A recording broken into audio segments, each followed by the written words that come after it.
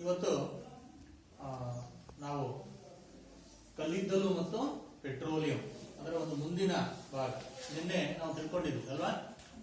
Petroleum ಬಗ್ಗೆ ನಾವು ನಿನ್ನೆ ತಿಳ್ಕೊಂಡಿದ್ವಿ. ಏನು ಪೆಟ್ರೋಲಿಯಂ ಅಂದ್ರೆ ಏನಪ್ಪಾ ಅಂದ್ರೆ ಒಂದು ಕಚ್ಚಾ ತೈಲ ಅಲ್ವಾ? ಇದು ಒಂದು ಕಚ್ಚಾ ತೈಲ. ಆಮೇಲೆ ಇದನ್ನ ನಾವು ಕಪ್ಪು ಚಿನ್ನ ಅಂತ ಕರಿತೀವಿ ಅಲ್ವಾ? ಏನಂತ ಕರಿತೀವಿ? ಕಪ್ಪು ಚಿನ್ನ. ರಿಯಾಕ್ಷನ್ ಇಲ್ಲಿ ಮಾತಾಡಿ ಪರವಾಗಿಲ್ಲ. ಏನಂತ ಕರಿತೀವಿ ಅದನ್ನ? ಕಪ್ಪು ಚಿನ್ನ ಅಂತ ಕರಿತೀವಿ. ಯಾಕಪ್ಪ ಇದಕ್ಕೆ ಕಪ್ಪು ಚಿನ್ನ ಅಂತ ನಾವು ಕರಿತೀವಪ್ಪ ಅಂದ್ರೆ ಈ ಪೆಟ್ರೋಲಿಯಂನಿಂದ ಏನು ಹಲವಾರು ಕಚ್ಚಾ ವಸ್ತುಗಳು ಸಿಗ್ತವೆ ಶುದ್ಧೀಕರಣ ಮಾಡಿದಾಗ. ಆ ಕಚ್ಚಾ ವಸ್ತುಗಳನ್ನ ಏನಂತ ಕರೀತಾರೆ? ಪೆಟ್ರೋ ರಾಸಾಯನಿಕಗಳು ಅಲ್ವಾ? ಪೆಟ್ರೋ ರಾಸಾಯನಿಕಗಳು ಅಂತ ನಾವು ಕರಿತೀವಿ.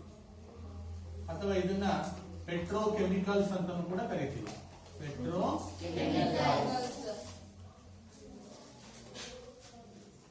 ಈ ಪೆಟ್ರೋ ರಾಸಾಯನಿಕಗಳು ಎನ್ನುವಂತಹ ಕಚ್ಚಾ ವಸ್ತುಗಳಿಂದ ಹಲವಾರು ವಸ್ತುಗಳನ್ನ ಏನ್ ಮಾಡ್ತಾರೆ? ತಯಾರಿಸ್ತಾರೆ ಅಲ್ವಾ? ಅಂತಹ ಪೆಟ್ರೋ ರಾಸಾಯನಿಕಗಳಿಂದ ತಯಾರಿಸುವಂತಹ ವಸ್ತುಗಳಲ್ಲಿ ಪ್ರಮುಖವಾಗುವಂತಹವು ಏನು? ಮಾರ್ಜಕಗಳು ಅಲ್ವಾ? ಮಾರ್ಜಕಗಳು ಅಥವಾ ಡಿಟರ್ಜೆಂಟ್ಗಳು ಅಂತಾನೆ. ಡಿಟರ್ಜೆಂಟ್ಗಳು. ಆಮೇಲೆ ಔಷಧಿಗಳು. ಔಷಧಿಗಳನ್ನ ತಯಾರಿಸ್ತಾರೆ. ಬಣ್ಣಗಳನ್ನ ತಯಾರಿಸ್ತಾರೆ. ಪ್ಲಾಸ್ಟಿಕ್ ಅನ್ನ ತಯಾರಿಸ್ತಾರೆ.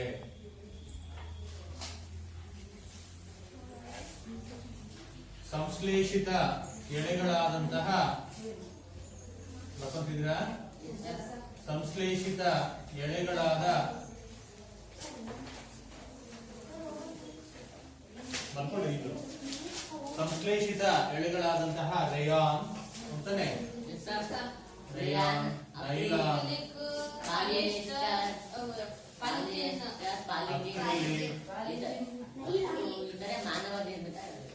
ಪಾಲಿಯೆಸ್ಟರ್ ಅಲ್ವಾ? ಸಂಶ್ಲೇಷಿತ ಎಳೆಗಳಾದಂತಹ ರಯಾನು, ನೈಲಾನು, ಅಕ್ರಿಲಿಕ್, ಪಾಲಿಸ್ಟರ್ ತಯಾರಿಕೆಯಲ್ಲಿ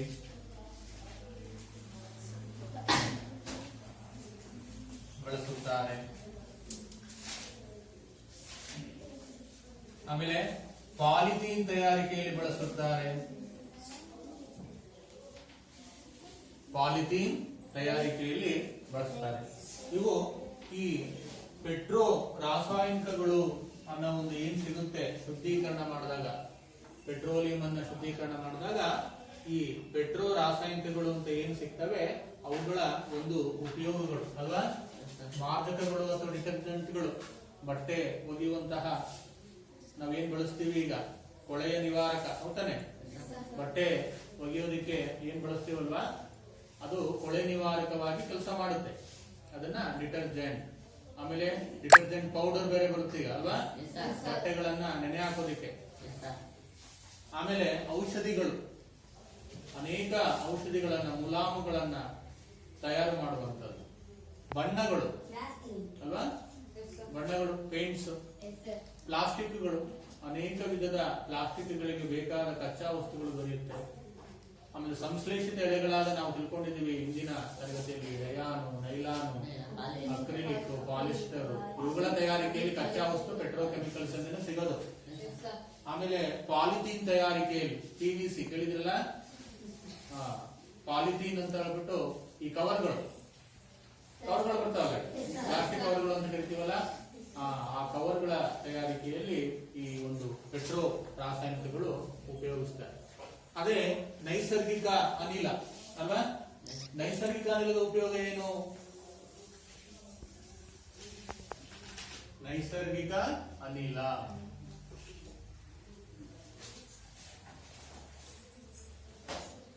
ನ್ಯಾಚುರಲ್ ಗ್ಯಾಸ್. ನ್ಯಾಚುರಲ್ ಗ್ಯಾಸ್ ಈ ನ್ಯಾಚುರಲ್ ಗ್ಯಾಸ್ ಇಂದ ಸಿಗುವಂತಹ ಪೆಟ್ರೋ ರಾಸಾಯನಿಕಗಳಿಂದ ಏನ್ ಮಾಡ್ತಾರೆ, ಯೂರಿಯಾವನ್ನು ತಯಾರಿಸ್ತಾರೆ ಅಲ್ವಾ. ಯೂರಿಯಾ ಅಂದ್ರೆ ಇದು ಒಂದು ರಸಗೊಬ್ಬರ, ನೀವು ಗೌರ್ಮೆಂಟ್ ಗೊಬ್ಬರ ಅಂತ ನಾವು ಕರಿತೀವಲ್ವಾ. ಆ ಯೂರಿಯಾವನ್ನ ತಯಾರಿಸುವಂತಹ ಬೇಕಾದಂತಹ ಹೈಡ್ರೋಜನ್ ಅನ್ನ ಯಾವ ಧಾತು ಸಿಗುತ್ತದಕ್ಕೆ, ಹೈಡ್ರೋಜನ್ ಅನ್ನ ಬಳಸ್ಕೊಳ್ತಾರೆ. ಯೂರಿಯಾವನ್ನು ತಯಾರಿಸ್ತಾರೆ ನೈಸರ್ಗಿಕ ಅನಿಲದಿಂದ. ನೋಡಿ, ನಮ್ಮ ದಿನನಿತ್ಯದ ಜೀವನಕ್ಕೆ ಬೇಕಾದಂತ ಅಗತ್ಯ ವಸ್ತುಗಳನ್ನ ಪೆಟ್ರೋ ರಾಸಾಯನಿಕಗಳಿಂದ ತಯಾರು ಮಾಡ್ಕೊಳ್ತೀವಿ ನಾವು. ಅರ್ಥ ಆಯ್ತಾ? ಅಗತ್ಯ ವಸ್ತುಗಳು ಬರೀ ಪೆಟ್ರೋಲಿಂದ ಬರೀ ಡೀಸೆಲ್ ಪೆಟ್ರೋಲು ಇಂಥವಷ್ಟೇ ನಾವು ಪಡ್ಕೊಳ್ಳೋದಿಲ್ಲ. ಅದರಲ್ಲಿ ದೊರೆಯುವಂತಹ ವೇಸ್ಟ್ ಅಂತ ನಾವೇನ್ ಕರಿತೀವಿ, ಶುದ್ಧೀಕರಣ ಮಾಡಿದಾಗ ಆ ವೇಸ್ಟ್ ಅನ್ನ ಪೆಟ್ರೋ ರಾಸಾಯನಿಕಗಳು ಅಥವಾ ಪೆಟ್ರೋ ಕೆಮಿಕಲ್ಸ್ ಅಂತ ಕರೆಯೋದು. ಆ ವೇಸ್ಟ್ ಇಂದ ಅವೆಲ್ಲ ತಯಾರಿಸೋದು. ವೇಸ್ಟ್ ಆಗೋದಿಲ್ಲ. ಹಾಗಾಗಿ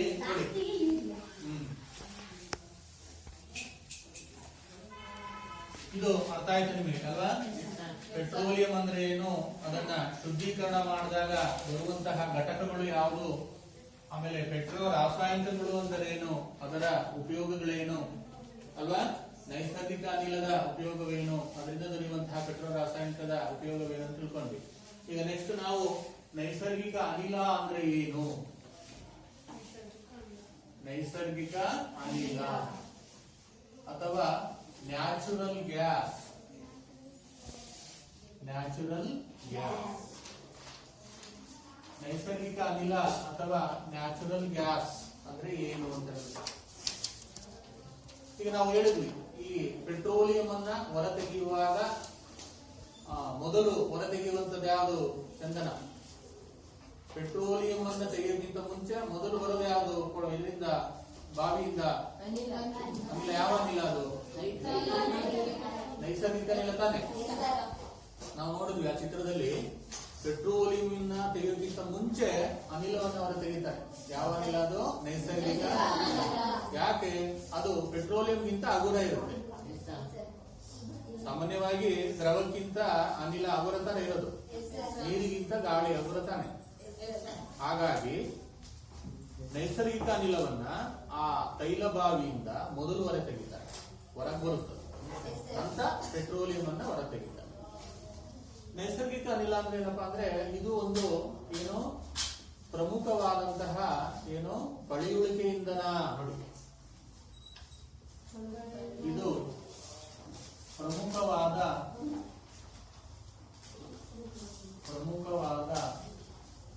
ಪಳೆಯುಳಿಕೆ ಇಂಧನ. ತುಂಬಾ ಇಂಪಾರ್ಟೆಂಟ್ ಆಗಿರುವಂತಹ ಒಂದು ಪಳೆಯುಳಿಕೆ ಇಂಧನ.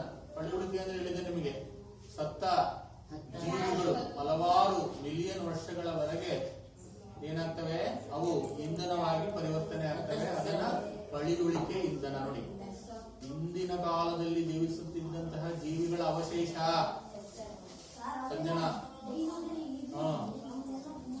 ಹೌದಾನೆ. ಹಿಂದಿನ ಬಹಳ ಮಿಲಿಯನ್ ಅಂದ್ರೆ ಮಿಲಿಯನ್ ವರ್ಷಗಳ ಹಿಂದೆ ಜೀವಿಸುತ್ತಿದ್ದಂತಹ ಜೀವಿಗಳ ಅವಶೇಷ, ಅವು ಸತ್ತ ಅವುಗಳಿಂದ ಉಂಟಾಗಿರುವಂತದ್ದು ಕಲ್ಲಿದ್ದಲು, ಪೆಟ್ರೋಲಿಯಂ, ನೈಸರ್ಗಿಕ ಅನಿಲ. ಹಾಗಾಗಿ ಇದನ್ನ ಪಳೆಯುಳಿಕೆ ಇಂಧನ ಅಂತ ಕರಿತೀವಿ. ಗೊತ್ತಾಯ್ತಾ? ಪಳೆಯುಳಿಕೆ ಇಂಧನ ಅಂದ್ರೆ ಸತ್ತ ಜೀವಿಗಳಿಂದ ಉಂಟಾಗಿರುವಂತದ್ದು. ಇದು ಮಿಲಿಯನ್ ವರ್ಷಗಳ ಹಿಂದೆ ಜೀವಿಸುತ್ತಿದ್ದಂತಹ ಸತ್ತ ಜೀವಿಗಳಿಂದ ಉಂಟಾದಂತಹ ಒಂದು ಇಂಧನ. ನೋಡಿ, ಇದನ್ನ ಸುಲಭವಾಗಿ ಪೈಪ್ ಮೂಲಕ ಸಾಗಿಸಬಹುದು. ಇದನ್ನು ಸುಲಭವಾಗಿ ಕೊಳವೆಗಳ ಮೂಲಕ ಸಾಗಿಸಬಹುದು.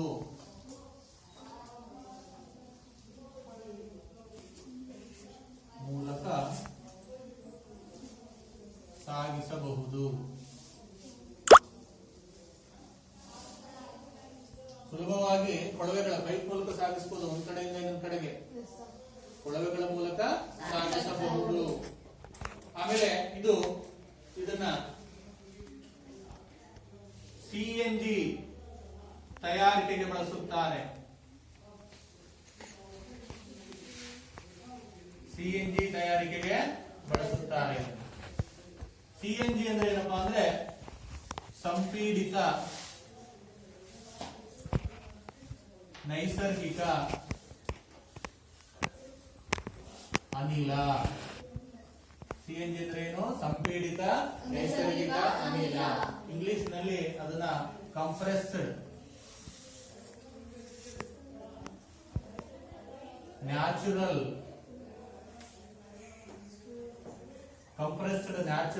ಗ್ಯಾಸ್. ಕಂಪ್ರೆಸ್ಡ್ ನ್ಯಾಚುರಲ್ ಗ್ಯಾಸ್ ನೋಡಿ, ನೈಸರ್ಗಿಕ ಅನಿಲದಿಂದನೇ ಏನ್ ಮಾಡ್ತಾರೆ, ಇನ್ನೊಂದು ಇಂಧನವನ್ನು ತಯಾರಿಸ್ತಾರೆ. ಆ ಇಂಧನದ ಹೆಸರೇನು? CNG ಅಂತ. ನೈಸರ್ಗಿಕ ಅನಿಲದಿಂದನೇ CNG ತಯಾರಿಸ್ತಾರೆ, ಕಂಪ್ರೆಸ್ಡ್ ನ್ಯಾಚುರಲ್ ಗ್ಯಾಸ್ ಅಂತ. ಅಂದ್ರೆ ಇದನ್ನ ಈ ನೈಸರ್ಗಿಕ ಅನಿಲ ಅತಿ ಹೆಚ್ಚು ಒತ್ತಡದಲ್ಲಿ ಏನಾಗುತ್ತೆ, ಸಂಪೀಡನೆಗೊಳ್ಳುತ್ತೆ. ಈಗ ಮನೆಯಲ್ಲಿ LPG ತುಂಬಿರ್ತಾರಲ್ಲ ಸಿಲಿಂಡರ್ ಅಲ್ಲಿ, ಹೆಂಗಪ್ಪ ಅದು ಹೆಚ್ಚಿನ ಒತ್ತಡದಲ್ಲಿ ಪ್ರೆಷರ್ ಹಾಕ್ಬಿಟ್ಟು ತುಂಬಿರ್ತಾರೆ, ಗೊತ್ತಾಯ್ತಾ? ದ್ರವ ರೂಪಕ್ಕೆ ಬಂದಿರುತ್ತೆ, ಗೊತ್ತಾಯ್ತಾ? ಹಾಗೆ CNG ಹೊರಗೆ ಬಂದಾಗ ಅನಿಲ ರೂಪವನ್ನು ಪಡೆಯುತ್ತೆ. ನೋಡಿ, ಇಲ್ಲಿ ನೈಸರ್ಗಿಕ ಅನಿಲವನ್ನು ಕೂಡ ಒತ್ತಡದಲ್ಲಿ ತುಂಬುತ್ತಾರೆ. ಅದನ್ನ ಏನಂತ ಹೇಳ್ತೀವಿ? CNG. ಆಯ್ತಾ? ಈ CNG ಯನ್ನು ಕೂಡ ಒಂದು ಪ್ರಮುಖವಾಗಿ ಇಂಧನವಾಗಿ ಬಳಸ್ತಾರೆ. CNG ಯನ್ನ ಏನಕ್ಕೆ ಬಳಸ್ತಾರೆ?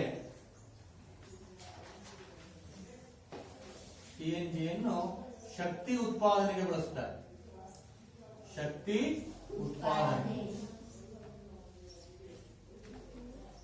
ಶಕ್ತಿ ಉತ್ಪಾದನೆಗೆ ಬಳಸ್ತಾರೆ.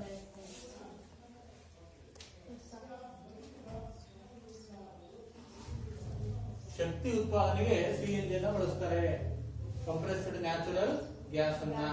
ಯಾಕಪ್ಪ ಅಂದ್ರೆ ಇದು ಕಡಿಮೆ ಮಲಿನಕಾರಿ, ವಾಯು ಮಾಲಿನ್ಯ ಕಡಿಮೆ ಮಲಿನಕಾರಿ. ಯಾಕೆ ಇದನ್ನ ಇಂಧನಕ್ಕೆ ಬಳಸ್ತಾರೆ ಅಂದ್ರೆ ಇದು ಕಡಿಮೆ ಮಲಿನಕಾರಿ, ವಾಯು ಮಾಲಿನ್ಯ ಕಡಿಮೆ. ನೋಡಿ, ಈಗ ಒಂಥರ ಸ್ಮೆಲ್ಲು ಬಂತಲ್ವ ಈಗ? ಇದು ಗ್ಯಾಸ್ ಇಂದ ಅಲ್ವಾ? ಗ್ಯಾಸ್ ಇಂದ ಅಲ್ವಾ? ಅಲ್ಲಿ ವಾಹನಗಳಲ್ಲೂ ಕೂಡ ಇದನ್ನ ಇಂಧನವಾಗಿ ಬಳಸಬಹುದಲ್ವಾ? ಗ್ಯಾಸ್ ಅನ್ನ, ನ್ಯಾಚುರಲ್ ಗ್ಯಾಸ್ ಅನ್ನ, ಅಂದ್ರೆ ನೈಸರ್ಗಿಕ ಅನಿಲವನ್ನ ಇಂಧನವಾಗಿ ಬಳಸಬಹುದು.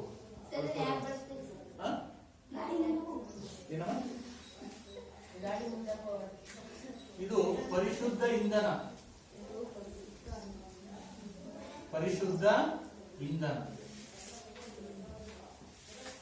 ಯಾವುದು? CNG. CNG ಅನ್ನೋದು ಒಂದು ಪರಿಶುದ್ಧ ಇಂಧನ. ಈ CNG ಒಂದು ಪ್ರಮುಖ ಉಪಯೋಗ ಏನಪ್ಪಾ ಅಂದ್ರೆ ಇದನ್ನ ಕೊಳವೆ ಮೂಲಕ, ಪೈಪ್ ಮೂಲಕ ಸುಲಭವಾಗಿ ಸಾಗಿಸಬಹುದು. CNG ಯಾಕಪ್ಪ ವಾಹನದಲ್ಲಿ ಬಳಸ್ತಾರೆ ಅಂದ್ರೆ ಇದು ಕಡಿಮೆ ಮಲಿನಕಾರಿ, ವಾಯು ಮಾಲಿನ್ಯ ಕಡಿಮೆ.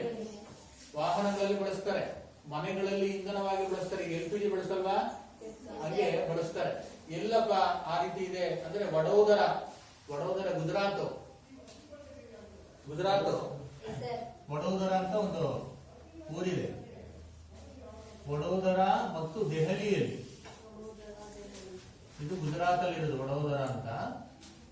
ದೆಹಲಿಯಲ್ಲಿ CNG ಅನ್ನ ಬಳಸ್ತಾ ಇದ್ದಾರೆ ಮನೆಗೂ ಕೂಡ, ಪೈಪ್ ಲೈನ್ ಮೂಲಕ. ಸಿಲಿಂಡರ್ ಅಲ್ಲ, ಪೈಪ್ ಮೂಲಕ ಸಾಗಿಸ್ತಾ ಇದ್ದಾರೆ, ಗೊತ್ತಾ? ಈಗ ನಲ್ಲಿ ನೀರು ಬರುತ್ತಲ್ಲ ಪೈಪ್ ಮೂಲಕ ಮನೆಗೂ, ಹಂಗೆ ಪೈಪ್ ಮೂಲಕ, ಕೊಳವೆಗಳ ಮೂಲಕ ಏನು CNG ಅನ್ನು ಸಾಗಿಸ್ತಾ ಇದ್ದಾರೆ. ಯಾಕೆ? ಮನೆಗಳಲ್ಲಾದ್ರೆ ಅಡಿಗೆ ಮಾಡಕ್ಕೆ ಬಳಸ್ತಾರೆ, ಕಾರ್ಖಾನೆಗಳಲ್ಲೂ ಕೂಡ ಉಷ್ಣ ಶಕ್ತಿಗಾಗಿ ಬಳಸ್ತಾರೆ. ಅರ್ಥ ಆಗ್ತದೆ ಹೇಳೋದು? ಉಷ್ಣ ಶಕ್ತಿಗಾಗಿ ಬಳಸ್ತಾರೆ. ವಾಹನಗಳಲ್ಲಿ ಕೂಡ ಅದನ್ನು ಇಂಧನವಾಗಿ ಬಳಸ್ತಾ ಇದ್ದಾರೆ. ಯಾಕಪ್ಪ ಬಳಸ್ತಾ ಇದ್ದಾರೆ ಅಂದ್ರೆ ಇದು ಪೆಟ್ರೋಲ್ ಡೀಸೆಲ್ಗಿಂತ ಕಡಿಮೆ ವಾಯು ಮಾಲಿನ್ಯವನ್ನ ಉಂಟು ಮಾಡುತ್ತೆ. ಈಗ ಬಳಸ್ತಾ ಇರುವಂತಹ ನಮ್ಮ ದೇಶದ ಭಾಗಗಳ್ಯಾವಪ್ಪ ಅಂದ್ರೆ ಒಂದು ವಡೋದರ ಮತ್ತೆ ದೆಹಲಿಯಲ್ಲಿ ಪೈಪ್ ಮೂಲಕ ಮನೆಗೂ ಕೂಡ CNG ಅನ್ನು ಸಪ್ಲೈ ಮಾಡ್ತಾ ಇದ್ದಾರೆ, ಗೊತ್ತಾಯ್ತಾ? ಈಗ ನೋಡಿ, ಈ ಇಂಧನವನ್ನ ಸಾಗಿಸೋದಕ್ಕೆ ಈಗ ನಮಗೆ ಎಲ್ಲಿಂದ ಬರಬೇಕು ಇಂಧನ? ಪೆಟ್ರೋಲ್ ಡೀಸೆಲ್ ಎಲ್ಲಿಂದ ಬರಬೇಕು?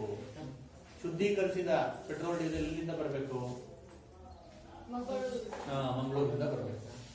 ಇಲ್ಲ ಅಂದ್ರೆ ಕೊಚ್ಚಿಯಿಂದ ಬರಬೇಕು. ಕೇರಳದಿಂದ ಬರಬೇಕು. ಕೊಚ್ಚಿಯಲ್ಲೂ ಕೂಡ ಒಂದು ಶುದ್ಧೀಕರಣ ಮಾಡೋ ಘಟಕ ಇದೆ. ಕರ್ನಾಟಕದಲ್ಲಿ ಮಂಗಳೂರಲ್ಲಿದೆ, ಆಮೇಲೆ ಗುಜರಾತ್ ಅಲ್ಲೂ ಇದೆ. ಅಲ್ಲಿ ಶುದ್ಧೀಕರಣ ಮಾಡಿದ ನಂತರ ಪೆಟ್ರೋಲು ಡೀಸೆಲ್ ಏನ್ ಮಾಡುತ್ತೆ, ಟ್ಯಾಂಕರ್ ಮೂಲಕ ಬರ್ತವೆ. ಎಲ್ಲ ಪೆಟ್ರೋಲ್ ಬಂಕ್ ನೋಡಿದಿರಲ್ಲ, ಪೆಟ್ರೋಲ್ ಬಂಕ್ ಅಲ್ಲಿ ಪೆಟ್ರೋಲ್ ಬೇರೆ ಡೀಸೆಲ್ ಬೇರೆ ಮಾರ್ತಾ ಇರ್ತಾರೆ. ಆಮೇಲೆ ಗ್ಯಾಸು ಕೂಡ ತುಂಬಿಸ್ತಿರ್ತಾರಲ್ವಾ, ವಾಹನಗಳಿಗೆ ಗ್ಯಾಸ್ ತುಂಬೋದು ಬೇರೆ ಇರುತ್ತೆ ನೋಡಿ. ಅದು ಎಲ್ಲಿಂದ ಬರುತ್ತೆ, ಆ ಶುದ್ಧೀಕರಣ ಘಟಕದಿಂದ ಬರುತ್ತೆ. ಟ್ಯಾಂಕರ್ ಮೂಲಕ ಸಪರೇಟ್ ಆಗಿ ಬಂದು ಪೆಟ್ರೋಲ್ ಬಂಕ್ ಅಲ್ಲಿ ಬಾವಿ ಇರುತ್ತೆ, ದೊಡ್ಡ ದೊಡ್ಡವು ಒಳಗೆ ಭೂಮಿ ಒಳಗೆ, ಅಲ್ಲಿ ತುಂಬಿಸ್ತಾರೆ. ಡ್ರೈ ಆಗೋದಿಲ್ಲ. ಎಲ್ಲ ಇದು ಲೋಹದ್ದೆಲ್ಲ ಮೆಟಲಿಂದು ಬಾವಿ ಮಾಡಿರ್ತಾರೆ ಒಳಗೆ, ಮಣ್ಣಿಂದಲ್ಲ. ಮಣ್ಣಿನೊಳಗೆ ಮೆಟಲಿಂದ ಬಾವಿ ಇಟ್ಟಿರ್ತಾರೆ, ಅದ್ರೊಳಗೆ ತುಂಬಿಸ್ತಾರೆ, ಎಲ್ಲ ಪ್ಯಾಕ್ ಮಾಡ್ತಾರೆ ಕರೆಕ್ಟ್ ಆಗಿ, ಗೊತ್ತಾಯ್ತಾ. ಆಮೇಲೆ ಬಂದೂರಿಗೆ ಏನ್ ಮಾಡ್ತಾರೆ, ಪಂಪ್ ಮೂಲಕ ನಮಗೆ ಹಾಕ್ತಾರಲ್ವಾ ಪೆಟ್ರೋಲ್ ಡೀಸೆಲ್ ಬೇಕು ಅಂದ್ರೆ. ಅದು ಮತ್ತೆ ಅಲ್ಲೇ ಇರಲ್ಲ ಪೆಟ್ರೋಲ್ ಡೀಸೆಲ್, ಅಲ್ಲಿಂದಾನೆ ಬರೋದಿಲ್ಲ, ತಂದು ತುಂಬಬೇಕು ಅವರು ಪೆಟ್ರೋಲ್ ಬಂಕ್ಗಳಿಗೆ, ಗೊತ್ತಾಯ್ತಾ. ತುಂಬಾ ಆದ್ಮೇಲೆ ನಮಗೆ ಕೊಡೋದು. ನಾವೆಲ್ಲ ಸಣ್ಣ ಹುಡುಗರು ಹಂಗೆ ತಿಳ್ಕೊಂಡಿದ್ವಿ ಅಲ್ಲಿಂದಾನೆ ಬರುತ್ತೆ ಪೆಟ್ರೋಲ್ ಅಂತ, ಭೂಮಿಯಿಂದ. ನಮ್ಗೆ ಹಂಗೆ ಅನ್ಸುತ್ತಲ್ವಾ, ಅಲ್ಲಿಂದನೇ ಪಂಪ್ ಮಾಡ್ತಾರಲ್ಲ, ಅಲ್ಲೇ ಇರುತ್ತೇನೋ, ಅಲ್ಲಿಂದನೇ ಉತ್ಪತ್ತಿ ಆಗುತ್ತೇನೋ ನೀರು ಉತ್ಪತ್ತಿ ಆಗುತ್ತೆ ಅಂತ. ಅಲ್ಲ, ಹೌದು. ಅದು ಎರಡು ಪೆಟ್ರೋಲಿಗೆ ಒಂದು ಟ್ಯಾಂಕು, ಡೀಸೆಲ್ ಒಂದು ಟ್ಯಾಂಕ್ ಮಾಡಿದ್ದಾರೆ ಸಪರೇಟ್. ಅಲ್ಲಿಂದ ಅವರು ಪಂಪ್ ಮಾಡಿ ನಮಗೆ ಹಾಕ್ತಾರಲ್ವಾ. ಈಗೆಲ್ಲ ನೋಡಿ ಪೆಟ್ರೋಲ್ ಹಾಕೋದು 1 ಲೀಟರ್ ಎಷ್ಟು ದುಡ್ಡು ಎಲ್ಲ ತೋರಿಸುತ್ತೆ, ತುಂಬಾ ಸುಲಭ ಆಗಿದೆ ಈಗ. ಹೀಗೆ ನೋಡಿ, ಅದು ಎಲ್ಲಿಂದ ಬರಬೇಕು, ಮಂಗಳೂರಿಂದ ಬರಬೇಕು. ಮಂಗಳೂರಿಂದ ಎಲ್ಲಾ ಊರುಗಳಿಗೂ ಸಪ್ಲೈ ಆಗ್ಬೇಕು, ಅಥವಾ ಬೇರೆ ಬೇರೆ ರಾಜ್ಯಗಳಿಗೂ ಹೋಗ್ಬೇಕು. ಕೊಚ್ಚಿಯಿಂದ ಬರಬೇಕು, ಟ್ಯಾಂಕರ್ ಅಲ್ಲೇ ಬರ್ಬೇಕಲ್ವಾ. ಆಮೇಲೆ ಗ್ಯಾಸ್ ಅನ್ನು ತರೋದು ಹಂಗೆ ತರಬೇಕಾಗುತ್ತೆ, ಟ್ಯಾಂಕರ್ ಅಲ್ಲೇ ತರಬೇಕು ಅವ್ರು ಗ್ಯಾಸ್ ಅನ್ನ, ಆಯ್ತಾ. ಆ ಗ್ಯಾಸ್ ಅನ್ನು ಹಂಗೆ ತಂದು ಸಿಲಿಂಡರ್ ಅಲ್ಲಿ ತುಂಬೋ ಫ್ಯಾಕ್ಟ್ರಿ ಬೇರೆ ಇರುತ್ತೆ, ಅಲ್ಲಿಗೆ ತಂದು ಅಲ್ಲಿ ಡಂಪ್ ಮಾಡಿ ಅಲ್ಲಿಂದ ಸಿಲಿಂಡರ್ ತುಂಬಿ ಕಳಿಸ್ಬೇಕು ಅವ್ರು. ಈ ಇಂಡಿಯನ್ ಗ್ಯಾಸ್ ಇಂದು ಶಿವಮೊಗ್ಗದ ಹತ್ರ ಇದೆ, ಇಂಡಿಯನ್ ಗ್ಯಾಸ್ ಅಂತ ಕೇಳಿದ್ರಲ್ಲ, ಅದು ಈ ಆ ಗ್ಯಾಸ್ ಅನ್ನ ಇದಕ್ಕೆ ಸಿಲಿಂಡರ್ ತುಂಬೋದು ಶಿವಮೊಗ್ಗದ ಹತ್ರ ಇದೆ, ಅಲ್ಲಿಗೆ ತರಬೇಕು ಅವ್ರು. ಅಲ್ಲಿಂದ ಮತ್ತೆ ಸಿಲಿಂಡರ್ ಸಪ್ಲೈ ಮಾಡ್ತಾರೆ. ಈಗ ಒಂದು ಯೋಜನೆ ಬಂದಿದೆ, ಎಲ್ಲಪ್ಪ ಅಂದ್ರೆ ಈಗ ಕೊಚ್ಚಿಯಿಂದ ಆ ಗ್ಯಾಸ್ ಇದೆಯಲ್ಲ, ಅಡಿಗೆ ಮಾಡೋ ಗ್ಯಾಸ್, ಅದು ಪೈಪ್ ಮೂಲಕ ತರಿಸ್ತಿದ್ದಾರೆ. ಅದು ಹೋದ ತಿಂಗಳೇನೋ ಉದ್ಘಾಟನೆ ಆಯ್ತು. ಅಲ್ಲಿ ಕೊಚ್ಚಿಯಿಂದ ಮಂಗಳೂರಿವರೆಗೂ ಬರುತ್ತೆ ಅದು ಪೈಪ್ ಮೂಲಕ. ವಾಹನಗಳೇನು ಬೇಡ, ಕಟ್ಟಾದ್ರೂ ಒಳ್ಳೆ ಕ್ವಾಲಿಟಿ ಇರುತ್ತೆ ಪೈಪ್ಗಳೆಲ್ಲ, ಪ್ಲಾಸ್ಟಿಕ್ ಪೈಪ್ ಅದು ಅಂತ ಅಂತಾರಲ್ಲ, ಕ್ವಾಲಿಟಿ ಮೇಂಟೈನ್ ಮಾಡಿರ್ತಾರೆ. ದೊಡ್ಡ ಪೈಪ್ಗಳು, ಲೋಹದ ಪೈಪ್ಗಳಲ್ಲಿ ಕಳ್ಸೋದು. ಅದರಿಂದ ಏನು ಉಪಯೋಗ ಆಗುತ್ತೆ, ಪೈಪ್ಗಳ ಮೂಲಕ ಇಂಧನ ಮತ್ತೆ ಗ್ಯಾಸ್ ಅನ್ನ ಸಾಗಾಣಿಕೆ ಮಾಡೋದ್ರಿಂದ ಏನು ಉಪಯೋಗ ಆಗುತ್ತೆ,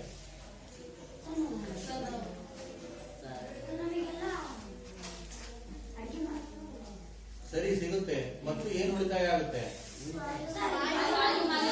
ವಾಯು ಮಾಲಿನ್ಯ ಕಡಿಮೆ ಆಗುತ್ತೆ, ಆಮೇಲೆ ದುಡ್ಡು ಕಡಿಮೆ ಆಗುತ್ತೆ. ಯಾಕಂದ್ರೆ ಟ್ಯಾಂಕರ್ ಇಂದ ತಂದು ಸುರಿಯೋದಕ್ಕೆ ದುಡ್ಡು ಜಾಸ್ತಿ ಇರುತ್ತೆ ಅಲ್ವಾ. ವಾಯು ಮಾಲಿನ್ಯ ಕಡಿಮೆ ಆಗುತ್ತೆ, ದುಡ್ಡು ಕಡಿಮೆ ಆಗುತ್ತೆ, ಸರ್ಕಾರಕ್ಕೂ ಖರ್ಚು ಕಮ್ಮಿ ಆಗುತ್ತೆ, ಸರ್ಕಾರಕ್ಕೂ ಕೂಡ ಖರ್ಚು ಕಮ್ಮಿ ಆಗುತ್ತೆ. ಈಗ ಆ ಯೋಜನೆ ಇದೆ. ಈಗ ಎಲ್ಲರ ಮನೆಯಲ್ಲೂ ಮುಂದೆ ಎಲ್ಲ ಪೈಪ್ ಮೂಲಕನೇ ಬರೋದು ಗ್ಯಾಸ್, ಎಲ್ಲರ ಮನೆಗೂ ಬರೋದು. ದೊಡ್ಡ ದೊಡ್ಡ ಊರುಗಳಲ್ಲಿ ಇನ್ಮೇಲೆ ಅದೇ ಮಾಡೋದು, ಆಮೇಲೆ ಹಳ್ಳಿಗಳಲ್ಲಿ ಬರುತ್ತೆ. ದೊಡ್ಡ ದೊಡ್ಡ ಊರುಗಳಲ್ಲಿ ಈಗ ಎಲ್ಲ, ಈಗ ಮಂಗಳೂರು ಬಿಟ್ಟರೆ ಬೆಂಗಳೂರು, ಅಲ್ಲೆಲ್ಲ ಮಾಡ್ತಾ ಹೋಗ್ತಾರೆ. ಎಲ್ಲ ಈಗ ನಾವು ಹೆಂಗೆ ಕರೆಂಟ್ ಉಪಯೋಗಿಸ್ತೀವಿ ಹಂಗೆ, ನಾವು ಎಷ್ಟು ಉಪಯೋಗಿಸ್ತೀವಿ ಕರೆಂಟ್ ಅಷ್ಟು ದುಡ್ಡು ಬರುತ್ತಲ್ವಾ, ಹಂಗೆ ಎಷ್ಟು ಗ್ಯಾಸ್ ಉಪಯೋಗಿಸ್ತೀವಿ ಅಷ್ಟು ದುಡ್ಡು ಬರುತ್ತೆ. ಈಗ ಕೆಲವು ಊರುಗಳಲ್ಲೆಲ್ಲ ನೀರಿಗೂ ಕೂಡ ನಾವು ಮೀಟರ್ ಹಾಕಿದ್ದಾರೆ ಈಗ, ಗೊತ್ತಾಯ್ತಾ. ನೀರು ಎಷ್ಟು ಉಪಯೋಗಿಸ್ತೀವಿ ಅಷ್ಟು ನಾವು ದುಡ್ಡನ್ನು ಕಟ್ಟಬೇಕು, ಹಂಗ್ ಬಂದಿದೆ ಈಗ. ಅದು ಬೇರೆ ವಿಚಾರ. ಇದರಿಂದ ಏನು ಇದಾಗುತ್ತಪ್ಪ ಅಂದ್ರೆ ನೀರು ಹೋಗಾಗೋದು ಕಡಿಮೆ ಆಗುತ್ತೆ, ಅರ್ಥ ಆಯ್ತಾ. ಏನು ದುಡ್ಡು ಜಾಸ್ತಿ ಕಟ್ಬೇಕು ಅಂತ ಏನ್ ಮಾಡ್ತೀವಿ ನಾವು, ನೀರು ಹೋಲಾಗಕ್ ಬಿಡೋದಿಲ್ಲ. ಈ ಕರೆಂಟ್ ನಾವು ಬಿಲ್ ಕಟ್ಬೇಕು ಅಂತ ಏನ್ ಮಾಡ್ತೀವಿ, ಆಫ್ ಮಾಡ್ತೀವಿ, ಎಲ್ಲ ಬೇಕಿದ್ದಾಗ ಹಂಗೆ ನೀರನ್ನು ಆಫ್ ಮಾಡ್ಕೊಳ್ತೀವಿ. ಇಲ್ಲಾಂದ್ರೆ ನಮಗೆ ಯಾವುದು ಫ್ರೀಯಾಗಿ ಸಿಗುತ್ತೆ ಅದಕ್ಕೆ ಬೆಲೆ ಇರಲ್ಲ ಅಲ್ವಾ. ನೀರು ಬೇಕಾದಷ್ಟು ಉಪಯೋಗಿಸ್ತೀವಿ ಯಾಕೆ ಫ್ರೀಯಾಗಿ ಸಿಗುತ್ತೆ ಅಂತ. ಗಾಳಿ ಬೇಕಾದಷ್ಟು ಮಲಿನ ಮಾಡ್ತೀವಿ ಯಾಕೆ ಫ್ರೀ ಇದೆ ಅಂತ. ಮಣ್ಣಿಗೆ ನಾವು ಬೇಕಾದಷ್ಟು ಕಸ ಹಾಕ್ತೀವಿ ಯಾಕೆ ಫ್ರೀಯಾಗಿ ಇದೆ ಅಂತ ಜಾಗ. ಫ್ರೀ ಇರೋದಕ್ಕೆ ಅದಕ್ಕೆ ವ್ಯಾಲ್ಯೂ ಗೊತ್ತಾಗೋದಿಲ್ಲ ನಮಗೆ. ಅದು ಪರಿಸರ ಗೊತ್ತಾನೆ. ಪರಿಸರವನ್ನು ಮಲಿನ ಮಾಡಿದ್ರೆ ನಮಗೆ ಅದು ರಿವರ್ಸ್ ಹೊಡೆಯುತ್ತೆ. ರಿವರ್ಸ್ ಆಗಿ ಏನ್ ಮಾಡ್ಬೇಕು ಅದನ್ನ ಮಾಡುತ್ತೆ. ನಮ್ಗೆ ಗೊತ್ತಿದೆ ಸ್ವಚ್ಛತೆ ಇಲ್ಲ ಅಂದ್ರೆ ಏನಾಗುತ್ತೆ ಗೊತ್ತಿದೆ ಅಲ್ವಾ. ಕಾಯಿಲೆಗಳು ಬರ್ತವೆ, ಆರೋಗ್ಯ ಹಾಳಾಗುತ್ತೆ, ದುಡ್ಡು ಖರ್ಚಾಗುತ್ತೆ. ಸ್ವಚ್ಛತೆ ಇಲ್ಲ ಅಂದ್ರೆ ನಮ್ಮ ವೈಯಕ್ತಿಕ ಸ್ವಚ್ಛತೆ ಅಂದ್ರೆ ಹೇಗಿರ್ಬೇಕು. ಪ್ರತಿದಿನ ಸ್ನಾನ ಮಾಡಬೇಕು, ಒಳ್ಳೆ ಶುದ್ಧವಾಗಿರೋ ಬಟ್ಟೆ ಹಾಕಬೇಕು, ಕಾಲಿಗೆ ಚಪ್ಪಲಿ ಹಾಕೋಬೇಕು ಅಲ್ವಾ. ಉಗುರುಗಳನ್ನ ವಾರಕ್ಕೊಂದ್ಸರಿ ಕಟ್ ಮಾಡ್ಕೋಬೇಕು, ಹೌದಲ್ಲ. ಅದೇನದು ವೈಯಕ್ತಿಕ ಸ್ವಚ್ಛತೆ. ಹಂಗಿದ್ದಾಗ ಎಷ್ಟೋ ಕಾಯಿಲೆಗಳು ಬರೋದಿಲ್ಲ. ಶುದ್ಧವಾಗಿರೋ ನೀರು ಕುಡಿಬೇಕು. ಆಮೇಲೆ ಹೊರಗೆ ಹೋದಾಗ ಇವತ್ತು ಓದಿದ್ವಲ್ಲ ಕ್ರಮಗಳು. ಈಗ ನೋಡಿ ನೆಕ್ಸ್ಟ್ ಚಳಿಗಾಲ, ಬೇಸಿಗೆಗಾಲ, ಇನ್ನು ಬಿಸಿಲು ಜಾಸ್ತಿ ಆಗ್ತಾ ಇದೆ. ನಾವೇನೇನು ಕ್ರಮ ತಗೊಳ್ಬೇಕು ಅಂತ ಓದ್ದ ಫ್ರೆಂಡ್ ಆಯ್ತಲ್ವಾ. ಹೊರಗಡೆ ಜಾಸ್ತಿ ತಿನ್ಬಾರ್ದು ಗೊತ್ತಾನೆ. ಪ್ರತಿದಿನ ಸ್ನಾನ ಮಾಡಬೇಕು, ಸ್ವಚ್ಛವಾಗಿ ಇಟ್ಕೋಬೇಕು ಅಂತ ಹೇಳ್ಬಿಟ್ಟು ಕ್ರಮಗಳು ಹೇಳಿದ್ರು ಅಲ್ವಾ. ಹಂಗ ಅನುಸರಿಸ್ಬೇಕು. ಅವಾಗ ಕಾಯಿಲೆಗಳೆಲ್ಲ ಏನಾಗ್ತವೆ, ಕಮ್ಮಿ ಆಗ್ತವೆ. ಹೀಗೆ ಈ ರೀತಿ ಈ CNG ಯನ್ನ ಯಾಕಪ್ಪ ಬಳಸ್ತಾರಪ್ಪ ಅಂದ್ರೆ ಇದು ಕಡಿಮೆ ಮಲಿನಕಾರಿ ಒಂದು. ಅರ್ಥಾಯ್ತಾ? ಕಡಿಮೆ ಮಲಿನಕಾರಿ ಇದು. ಆಮೇಲೆ ಇದು ಪರಿಶುದ್ಧ ಇಂಧನ. ಪರಿಶುದ್ಧ ಇಂಧನ ಅಂದ್ರೆ ಏನಪ್ಪಾ ಅಂದ್ರೆ ಉರಿದಾಗ ಹೊಗೆ ಕೊಡೋದಿಲ್ಲ ಅಲ್ವಾ. ನಮಗೆ ತುಂಬಾ ಈ ಇಂಧನದ್ದು ತುಂಬಾ ಒಂದು ಇದೇನಪ್ಪಾ ಅಂದ್ರೆ ತೊಂದರೆ ಏನಪ್ಪಾ ಅಂದ್ರೆ ಹೊಗೆ ಕೊಡೋದು, ಬೂದಿ ಕೊಡೋದು ಅಲ್ವಾ. ಈಗ ಸೌದೆ ಉರಿಸಿದ್ರೆ ಹೊಗೆ ಕೊಡುತ್ತೆ, ಬೂದಿ ಕೊಡುತ್ತೆ. ಅದನ್ನ ಮತ್ತೆ ತಗೊಂಡು ಬೇರೆ ಕಡೆ ಹಾಕ್ಬೇಕು, ಹೊಗೆ ಕುಡಿಬೇಕು, ಎಲ್ಲ ಆಗುತ್ತಲ್ವಾ. ಆದ್ರೆ ಇಂತಹ ಇಂಧನವನ್ನು ಬಳಸೋದ್ರೆ LPG ಬಳಸೋದ್ರಿಂದ, CNG ಬಳಸೋದ್ರಿಂದ, ನೈಸರ್ಗಿಕ ಅನಿಲ ಬಳಸೋದ್ರಿಂದ ಬೂದಿ ಉಂಟಾಗಲ್ಲ, ಹೊಗೆ ಕೊಡಲ್ಲ, ವಾಯು ಮಾಲಿನ್ಯ ಉಂಟಾಗಲ್ಲ. ಬಳಸ್ಬೇಕಲ್ವಾ. ಅದಕ್ಕೆ ನಾವು ಸೌದೆ ಉರಿಸೋ ಬದಲಿಗೆ LPG ಯನ್ನು ಬಳಸಬೇಕು, CNG ಬಂದ್ರೆ CNG ಯನ್ನು ಬಳಸಬೇಕು. ಅವಾಗ ವಾಯು ಮಾಲಿನ್ಯ ಕಮ್ಮಿ ಆಗುತ್ತೆ. ಈ ಸೌದೆ ಒಲೆ ಅಂದ್ರೆ ಬರೀ ಹೊಗೆ ಕುಟ್ಕೊಂಡಿರ್ಬೇಕು ಮನೆಯಲ್ಲ. ಅದಕ್ಕೆ ಮತ್ತೆ ಶ್ವಾಸಕೋಶಕ್ಕೆ ತೊಂದರೆ ಆಗುತ್ತೆ, ಉಸಿರಾಟಕ್ಕೆ ತೊಂದರೆ ಆಗುತ್ತೆ. ಅದಕ್ಕೋಸ್ಕರ ಈಗ ಸರ್ಕಾರಗಳು ಏನ್ ಮಾಡ್ತಾ ಇದಾವೆ, ಎಲ್ಲರೂ LPG ಉಪಯೋಗಿಸ್ಲಿ, CNG ಉಪಯೋಗಿಸ್ಲಿ, ಪ್ರಜ್ವಲ್ ನಾಯ್ಕ ಉಪಯೋಗಿಸ್ಲಿ ಅಂತ ಹೇಳ್ಬಿಟ್ಟು ಏನ್ ಮಾಡ್ತಾ ಇದಾರೆ, ಫ್ರೀ ಆಗಿ ಕೊಡ್ತಾ ಇದಾರೆ ಮೊದಲಿಗೆ. ಹೋಗ್ತಾನೆ. ಇದರಿಂದ ನಮ್ಮ ಆರೋಗ್ಯ ಸುಧಾರಿಸಲಿ ಅಂತ ಹೇಳ್ಬಿಟ್ಟು ಕೊಡ್ತಾ ಇರೋದು ಎಲ್ಲರೂ ಕೂಡ. ಅಂತಹ ಪರಿಶುದ್ಧ ಇಂಧನ ಅಂದ್ರೆ ಏನರ್ಥ, ಇದು ಉರಿದಾಗ ಹೊಗೆ ಕೊಡೋದಿಲ್ಲ. ಆಮೇಲೆ ಇದು ಉರಿದಾಗ ಏನ್ ಕೊಡೋದಿಲ್ಲ, ಹೊಗೆ ಕೊಡೋದಿಲ್ಲ, ಬೂದಿ ಉಂಟು ಮಾಡಲ್ಲ. ಅದಕ್ಕೋಸ್ಕರ ಇದನ್ನೇನು ಕರಿತೀವಿ ನಾವು, ಪರಿಶುದ್ಧ ಇಂಧನ. ಪರಿಶುದ್ಧ ಇಂಧನ ಅಂತ ನಾವು ಯಾವ್ದು ಕರಿತೀವಪ್ಪ ಅಂದ್ರೆ ಉರಿದಾಗ ಹೊಗೆ ಮತ್ತು ಬೂದಿಯನ್ನ ಉಂಟು ಮಾಡದೇ ಇರುವಂತ ಅಂತದಾಗ್ಬೇಕು ನಮಗೆ. ಅದನ್ನ ನಾವು ಏನಂತ ಕರಿತೀವಿ, ಪರಿಶುದ್ಧ ಅಂತ ಕರಿತೀವಿ. ಅರ್ಥ ಆಯ್ತಾ? ಅದನ್ನ ನಾವು ಪರಿಶುದ್ಧ ಇಂಧನ ಅಂತ ಕರಿತೀವಿ. ಹಾಗಾಗಿ ಈ CNG ಒಂದು ಪರಿಶುದ್ಧ ಇಂಧನ. ಈಗಾಗಲೇ ಈ CNG ಯನ್ನು ಬಳಸುತ್ತಿರುವಂತಹ ಸ್ಥಳಗಳು ಮತ್ತೆ ಇದು ಜಾರಿಗೆ ಇದೆ. ಅಲ್ಲಿ ವಾಹನಗಳಲ್ಲೂ ಬಳಸ್ತಾರೆ ಮತ್ತು ಮನೆಗಳಲ್ಲೂ ಕೂಡ ಬಳಸ್ತಾರೆ, ಕಾರ್ಖಾನೆಗಳಲ್ಲೂ ಕೂಡ ಇಂಧನವಾಗಿ ಬಳಸ್ತಾರೆ. ಅರ್ಥ ಆಯ್ತಾ? ಇದು CNG. ನೈಸರ್ಗಿಕ ಅನಿಲದಿಂದ ತಯಾರಿಸುವಂತದ್ದು ಯಾವುದು, CNG. ಗೊತ್ತಾಯ್ತು CNG ಅಂದ್ರೆ ಏನು ಅಂತ? CNG ಯ ವಿಸ್ತೃತ ರೂಪ ಏನು,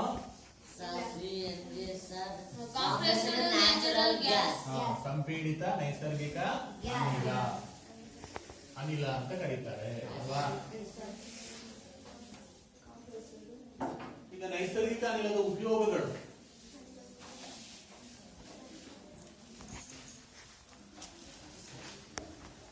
ನೈಸರ್ಗಿಕ ಅನಿಲದ ಉಪಯೋಗಗಳು.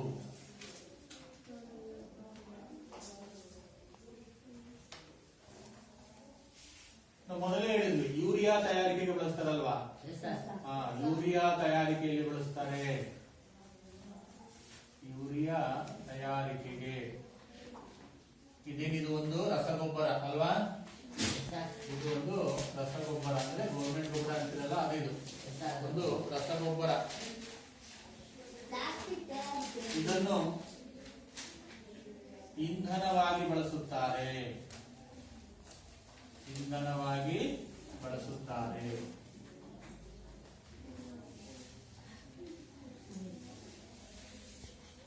ಇಂಧನವಾಗಿ ಬಳಸುತ್ತಾರೆ.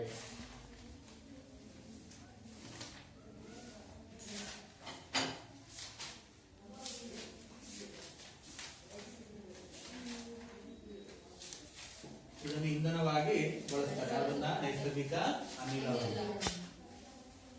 ಹಾಗೆ ನಮ್ಮ ದೇಶದಲ್ಲಿ ಈ ನೈಸರ್ಗಿಕ ಅನಿಲವು ಯಾವ ಯಾವ ರಾಜ್ಯಗಳಲ್ಲಿ ಸಿಗುತ್ತೆ? ನಮ್ಮ ದೇಶದ ರಾಜ್ಯಗಳು ಯಾವುದು? ನೈಸರ್ಗಿಕ ಅನಿಲ ಸಿಗುವ ರಾಜ್ಯಗಳು. ನೈಸರ್ಗಿಕ ಅನಿಲ, ಬರೀ ನೈಸರ್ಗಿಕ ಅನಿಲ ಸಿಗುವಂತದ್ದು, ಅನಿಲ ದೊರೆಯುವ ರಾಜ್ಯಗಳು.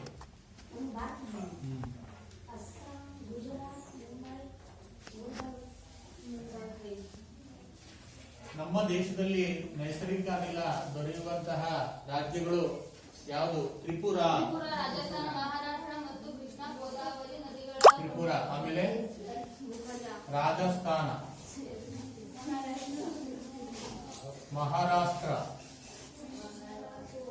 ಕೃಷ್ಣ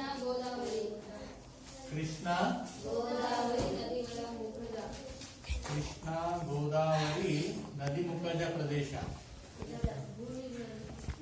ಗೋದಾವರಿ ನದಿ ಮುಖಜ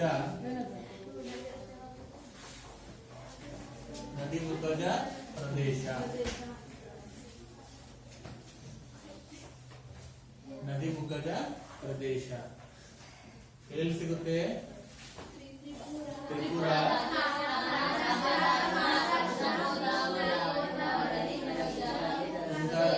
ಕೃಷ್ಣ ಮತ್ತು ಗೋದಾವರಿ ನದಿ ಇಲ್ಲಿ ಆಂಧ್ರ ಪ್ರದೇಶದಲ್ಲಿ ಹರಿಯೋದಿದು. ಅಲ್ಲಿ ಯಥೇಚ್ಛವಾಗಿ ದೊರೆಯುತ್ತಂತೆ ನಮ್ಮ ದೇಶದಲ್ಲಿ. ಕೃಷ್ಣ ಮತ್ತು ಗೋದಾವರಿ ನದಿ ಮುಖದ ಪ್ರದೇಶದಲ್ಲಿ ತುಂಬಾ ಇದೆಯಂತೆ ಪೆಟ್ರೋಲಿಯಂ ಮತ್ತು ಯಾವುದು ನೈಸರ್ಗಿಕ ಅನಿಲ. ಇರ್ಬೋದು, ಗೊತ್ತಾಯ್ತಾ? ಬಹಳ ಮಿಲಿಯನ್ ವರ್ಷಗಳ ಹಿಂದೆ ಅಲ್ಲೇ ಪಳೆಯುಳಿಕೆಗಳು ಜಾಸ್ತಿ ಇದ್ದಿರಬಹುದು. ಅದು ಪೆಟ್ರೋಲಿಯಂ ಮತ್ತು ಏನು ನೈಸರ್ಗಿಕ ಅನಿಲವಾಗಿ ರೂಪುಗೊಂಡಿರಬಹುದು. ಎಲ್ಲ ಕಡೆ ಸಿಗಲ್ಲ ಅಲ್ವಾ? ನಮ್ಮ ಇಲ್ಲಿ ಸಿಗುತ್ತೆ ಅಂದ್ರೆ ಸಿಗೋದಿಲ್ಲ ಹಾಗೆ. ಆಮೇಲೆ ಹಾಗಾದ್ರೆ ಇನ್ನೊಂದು ಪ್ರಶ್ನೆ ನಿಮಗೆ, ಈ ಪೆಟ್ರೋಲಿಯಂ, ಕಲ್ಲಿದ್ದಲು, ನೈಸರ್ಗಿಕ ಅನಿಲವನ್ನ ನಾವು ನಮ್ಮ ಪ್ರಯೋಗಾಲಯದಲ್ಲಿ ತಯಾರಿಸಬಹುದೇ? ನಾವೇ ಕೃತಕವಾಗಿ ತಯಾರಿಸಬಹುದಾ? ಪೆಟ್ರೋಲಿಯಂ ಅನ್ನ, ಆಮೇಲೆ ಕಲ್ಲಿದ್ದಲನ್ನ, ಆಮೇಲೆ ನೈಸರ್ಗಿಕ ಅನಿಲವನ್ನು ತಯಾರಿಸಬಹುದಾ? ಇಲ್ಲ. ಯಾಕೆ? ಅಂತ ವಸ್ತುಗಳು ನಮ್ಮ ಬಳಿ ಇಲ್ಲ.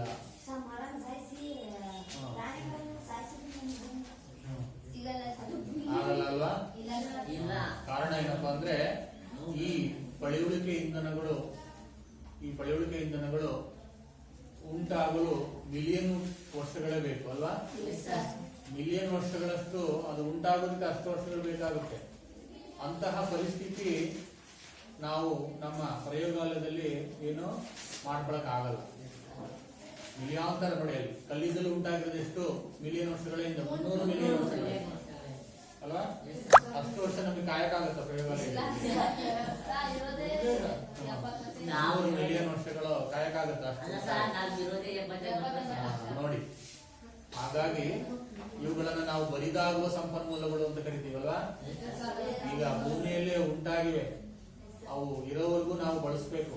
ನಂತರ ಖಾಲಿ ಆದ್ರೆ ಬರಿಗೈ ಆಗುತ್ತೆ. ಬರಿದಾಗುವ ಸಂಪನ್ಮೂಲಗಳು. ಹಾಗಾದ್ರೆ ಇವೆಲ್ಲವೂ ಖಾಲಿ ಆಗ್ಬಿಟ್ರೆ ಏನಾಗ್ಬೋದು? ಕಲ್ಲಿದ್ದಲು, ಪೆಟ್ರೋಲಿಯಂ, ನೈಸರ್ಗಿಕ ಅನಿಲ ಫುಲ್ ಖಾಲಿ ಆಗ್ಬಿಡ್ತಪ್ಪ. ಇನ್ನು ಎಷ್ಟು ವರ್ಷ ಬರ್ಬೋದು ಈ ಒಂದು ಎಲ್ಲ ಪಳೆಯುಳಿಕೆ ಇಂಧನಗಳು? ಅಂದ್ರೆ ಸುಮಾರು ಇನ್ನು 75-100 ವರ್ಷ ಅಷ್ಟೇ ಸಿಗ್ಬೋದಂತೆ. 75ರಿಂದ 100 ವರ್ಷದವರೆಗೂ ಮಾತ್ರ ಸಿಗ್ಬೋದು. ನಂತರ ಏನಾಗುತ್ತೆ? ಖಾಲಿ ಆಗುತ್ತೆ. 75ರಿಂದ 100 ವರ್ಷಗಳವರೆಗೆ ಮಾತ್ರ ಸಿಗ್ಬೋದು ಇವೆಲ್ಲ ಭೂಮಿಯಲ್ಲಿ. ಆಮೇಲೆಲ್ಲ ಏನಾಗುತ್ತೆ? ಖಾಲಿ ಆಗುತ್ತೆ. ಖಾಲಿ ಆದ್ರೆ ಏನಾಗುತ್ತಪ್ಪ ಅಂದ್ರೆ ನಮ್ಮ ಜನಜೀವನವೇ ಅಸ್ತವ್ಯಸ್ತ ಆಗುತ್ತೆ. ನಾವು ಒಂದೂರಿಂದ ಇನ್ನೊಂದೂರಿಗೆ ಹೋಗಕ್ಕೆ ಬಸ್ಸು, ವಾಹನಗಳನ್ನು ಅವಲಂಬಿಸಿದೀವಿ ಅಲ್ವಾ? ಅವೆಲ್ಲ ನಿಂತೋಗ್ತವೆ. ಬಸ್ಸು ಲಾರಿ ಎಲ್ಲ ನಿಂತೋದ್ರೆ ನಾವು ದಿನನಿತ್ಯ ಬಳಸುವಂತಹ ವಸ್ತುಗಳ ರೇಟು ದುಬಾರಿ ಆಗುತ್ತೆ. ನಾವೇ ಎಲ್ಲ ತರಿಸ್ಕೊಂತಿದ್ವ ಮನೆಯಲ್ಲಿ, ನಮ್ಗೆ ಬೇಕಾದವೆಲ್ಲ ಇಲ್ಲ, ಬೇರೆಯವರಿಂದ ಬರ್ಬೇಕಲ್ವಾ. ಎಲ್ಲಿ ಫ್ಯಾಕ್ಟ್ರಿ ಇದೆಯೋ ಅಲ್ಲಿಂದ ಬರ್ಬೇಕಾಗುತ್ತೆ, ಲಾರಿಗಳಲ್ಲಿ, ಟ್ರಕ್ಗಳಲ್ಲಿ, ಗೊತ್ತಾನೆ. ಏನು ನೀವೊಂದು ಹಣ್ಣು ಅಥವಾ ತರಕಾರಿ ಬೆಳ್ಕೋಬಹುದು, ಅಥವಾ ಒಂದು ಅಕ್ಕಿ ಬೆಳ್ಕೋಬಹುದು, ಅಥವಾ ಒಂದು ರಾಗಿ ಬೆಳ್ಕೋಬಹುದು. ಉಳಿದ ವಸ್ತುಗಳು ನೀವು ಲವಂಗ, ಚಕ್ಕೆ ಇವೆಲ್ಲ ಬೆಳ್ಕೊಳಕ್ಕಾಗುತ್ತಾ? ಇಲ್ಲ. ಅವು ಎಲ್ಲಿ ಬೆಳಿತಾವೋ ಅಲ್ಲಿಂದ ಬರಬೇಕು, ಲಾರಿ ಮೂಲಕ, ಟ್ರಕ್ ಮೂಲಕ ಬರಬೇಕು. ಪ್ಲಾಸ್ಟಿಕ್ ನೀವೇ ತಯಾರು ಮಾಡ್ಕೊತಿದ್ದೀರಾ? ಇಲ್ಲ. ಇಲ್ಲ. ಮಾತ್ರೆಗಳು, ಔಷಧಿಗಳು ನಾವೇ ತಯಾರು ಮಾಡ್ಕೊತಿದೀವಾ? ಇಲ್ಲ. ನೋಡಿ, ಅವೆಲ್ಲ ಎಲ್ಲಿ ಫ್ಯಾಕ್ಟ್ರಿ ಇದಾವೋ ಅಲ್ಲಿಂದ ಬರಬೇಕು. ಅವು ಯಾವ್ದ್ರಿಂದ ಬರುತ್ತೆ? ನಡ್ಕೊಂಬಂದು ಕೊಟ್ಟೋಗಲ್ಲ ಅವು, ಅಲ್ವಾ? ಲಾರಿಗಳಲ್ಲಿ ಬರಬೇಕು, ಟ್ರಕ್ಗಳಲ್ಲಿ ಬರಬೇಕು, ಟ್ರೈನ್ಗಳಲ್ಲಿ ಬರಬೇಕು. ಅವು ಬರಬೇಕು ಅಂದ್ರೆ ಪಳೆಯುಳಿಕೆ ಇಂಧನ, ಪೆಟ್ರೋಲ್ ಬೇಕು, ಡೀಸೆಲ್ ಬೇಕು. ಅವೆಲ್ಲ ಖಾಲಿ ಆದ್ರೆ ನೋಡಿ ಏನೇನಾಗುತ್ತೆ ನೋಡಿ. ನಾವು ಊಹಿಸಿಕೊಳ್ಳೋದು ಕಷ್ಟ, ನಮ್ಮ ಜೀವನ ಹೆಂಗಾಗುತ್ತೆ ಅಂತ. ಗೊತ್ತಾಯ್ತಾ? ಊಹಿಸ್ಕೊಳ್ಳೋದು ಕಷ್ಟ. ಅದಕ್ಕೋಸ್ಕರ ನಾವೇನ್ ಮಾಡಬೇಕು? ಯಾವ ಮುನ್ನೆಚ್ಚರಿಕೆ ಕ್ರಮಗಳನ್ನು ತಗೊಳ್ಬೇಕು? ಈ ಸಂಪನ್ಮೂಲಗಳನ್ನ ನಾವು ಉಳಿಸಬೇಕು ಅಂದ್ರೆ ಯಾವ ಮುನ್ನೆಚ್ಚರಿಕೆ ಕ್ರಮಗಳನ್ನು ತಗೊಳ್ಬೇಕು? ಪಳೆಯುಳಿಕೆ ಇಂಧನಗಳನ್ನ ನಾವು ಉಳಿಸ್ಬೇಕು ಅಂದ್ರೆ ಮುಂದಿನ ಜನಾಂಗಕ್ಕೆ, ನಮಗೆ, ಈಗ ನಿಮ್ಗೀಗ ಎಷ್ಟಪ್ಪ ವಯಸ್ಸು? ಒಂದು 12 ವರ್ಷ ಆಗಿರ್ಬೋದು. ನೀವಿನ್ನೂ 60-70 ವರ್ಷದ ಬದುಕಬೇಕು ಅಂದ್ರೆ ಇನ್ನು 50-60 ವರ್ಷ ಬದುಕಬೇಕಲ್ವಾ? ಅಲ್ಲಿವರೆಗೂ ನಾವು ಎಷ್ಟು ಬಳಸ್ತೀವಿ, ಅಲ್ಲಿವರೆಗೂ ಎಷ್ಟು ಖಾಲಿ ಆಗುತ್ತೆ.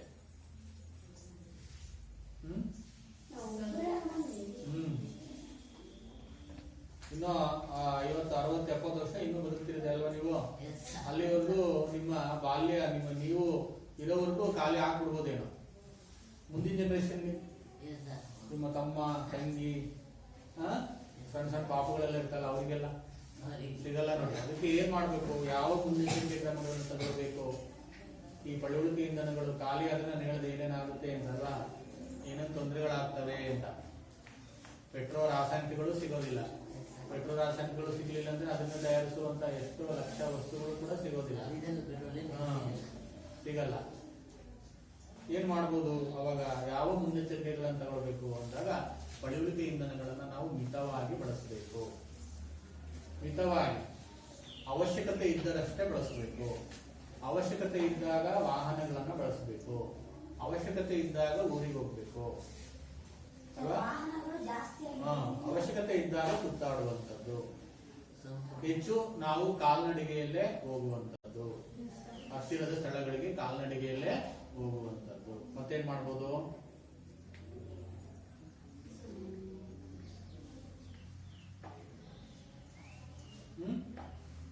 ಕಾಲ್ನಡಿಗೆಯಲ್ಲೇ ಹೋಗ್ಬೋದಲ್ವಾ? ಅವಶ್ಯಕತೆ ಇದ್ರೆ ಮಾತ್ರ ಹೋಗುವಂಥದ್ದು.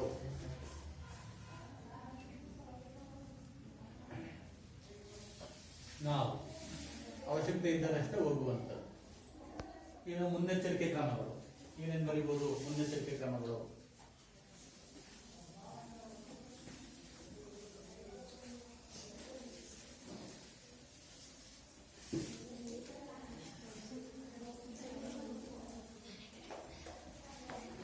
ಪಳೆಯುಳಿಕೆ ಇಂಧನ,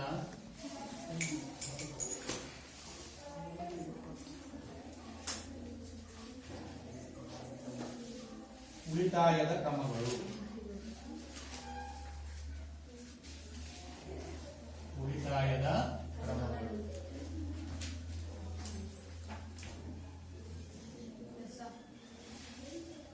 ಒಂದನೇದು ಇಂಧನಗಳನ್ನು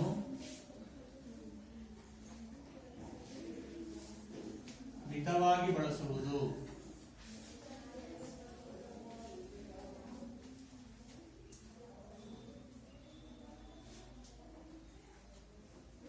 ಅವಶ್ಯಕತೆ ಇದ್ದಾಗ ಮಾತ್ರ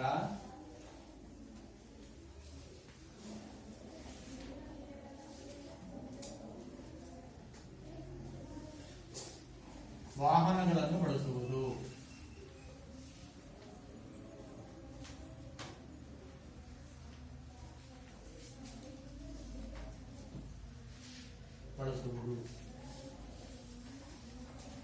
ಹತ್ತಿರದ ಸ್ಥಳಗಳಿಗೆ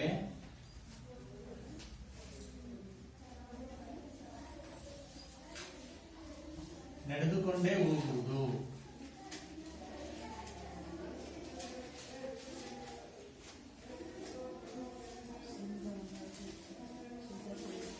ನಡೆದುಕೊಂಡೇ ಹೋಗುವುದು, ಹತ್ತಿರದ ಸ್ಥಳಗಳಿಗೆ ನಡೆದುಕೊಂಡೇ ಹೋಗುವುದು. ಆಮೇಲೆ ಸಮೂಹ ಸಾರಿಗೆಯನ್ನು ಬಳಸೋದು. ಸಮೂಹ ಸಾರಿಗೆ ಅಂದ್ರೆ ಯಾವುದು? ಬಸ್ಸು, ರೈಲು, ಇಂಥವನ್ನ ಸಮೂಹ ಸಾರಿಗೆ. ಒಂದೇ ಸಾರಿಗೆ ತುಂಬಾ ಜನ ಹೋಗುವಂತ ವಾಹನ, ಬಸ್ಸು, ರೈಲು ಬಳಸೋದು.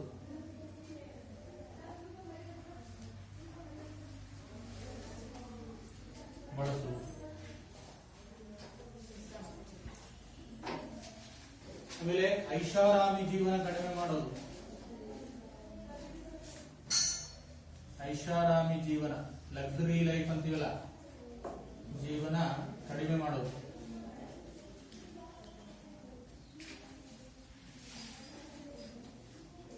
ಲಕ್ಸುರಿ ಲೈಫ್, ಒಂದು ಮನೆಯಲ್ಲಿ 3-4 ಕಾರ್ಗಳನ್ನು ಬಳಸೋದು ಅಲ್ವಾ, ಬೈಕ್ಗಳನ್ನು ಬಳಸೋದು, ಇದು ಲಕ್ಸುರಿಯಸ್ ಲೈಫ್ ಅನ್ನ ಕಡಿಮೆ ಮಾಡೋದು. ನೀವು ವಾಹನಗಳನ್ನು ಹೊಂದಿದ್ರೆ ಏನ್ ಮಾಡ್ಬೋದು? ವಾಹನಗಳನ್ನು ಹೊಂದಿದ್ರೆ ನಿಮ್ಮ ಮನೆಯಲ್ಲಿ ಒಂದು ಬೈಕು ಅಥವಾ ಕಾರು ಇದ್ರೆ ನೀವು ಯಾವ ರೀತಿ ನಿಮ್ಮ ವಾಹನದಲ್ಲಿ ಇಂಧನವನ್ನು ಉಳಿತಾಯ ಮಾಡಬಹುದು ತೋರಿಸ್ತಾ ಇರ್ತಾರೆ ಟಿವಿಯಲ್ಲಿ ಅಡ್ವರ್ಟೈಸ್, ಹೆಂಗೆ ನಾವು ಉಳಿತಾಯ ಮಾಡಬಹುದು ಅಂತ.